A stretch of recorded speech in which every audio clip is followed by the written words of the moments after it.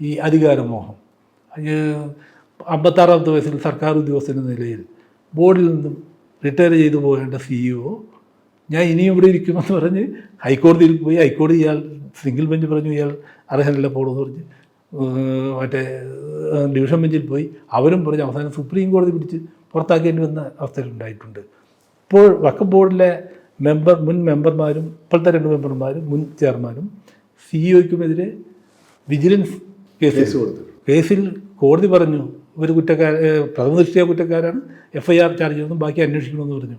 അത് അന്വേഷിക്കരുത് എന്നാവശ്യപ്പെട്ടുകൊണ്ട് കോടതിയിൽ കേസുണ്ട്. നിങ്ങൾ ആരെങ്കിലും കേട്ടിട്ടുണ്ടോ ഞാൻ അഴിമതിക്കാരനല്ല എന്ന് പറയാൻ വേണ്ടി അഴിമതി നടത്തുന്നു? അതായത് ഈ കേസ് നടത്താൻ വേണ്ടി ഇപ്പം എനിക്കെതിരെ സർവീസിലുള്ളപ്പോൾ വിജിലൻസ് അന്വേഷണം വന്നാൽ ഞാൻ കേസ് നടത്തി ഞാൻ ശുദ്ധനാണെന്ന് തെളിയിക്കണം. ചിലപ്പോൾ ശുദ്ധനായിരിക്കും, ആണെന്ന് തെളിയിക്കേണ്ട ബാധ്യത എനിക്കാണ്. ഇത് ഇവർക്കെതിരെയുള്ള കേസിൽ വഖഫ് ബോർഡിൽ നിന്നും കാശെടുത്ത് ഒരു സീനിയർ വക്കീലിനെ നിയമിച്ചിരിക്കുന്നത്. എന്ന് വെച്ചാൽ ഞാൻ ശുദ്ധനാണെന്ന് പറയാൻ, ഞാൻ അഴിമതിക്കാരനല്ല എന്ന് പറയാൻ അഴിമതി നടത്തുന്നത് അതുപോലും ചെയ്യുന്നവരാണ്. പക്ഷേ അതൊക്കെ ഒരു സമൂഹത്തിൻ്റെ പരിച്ഛേദത്തിൽ ഉണ്ടാവും. അത് മൊത്തത്തിലൊരു സംവിധാനത്തിൻ്റെയോ നിയമത്തിൻ്റെയോ കുഴപ്പമല്ല. അല്ലെങ്കിൽ കാലാകാലങ്ങളായി തുടർന്നു വരുന്ന കീഴ്വഴക്കങ്ങളും മറ്റ് സാധനങ്ങളും ഇല്ലാതാക്കാനായിട്ടുള്ള ഒരു ഉപാധിയാക്കാൻ പറ്റില്ല.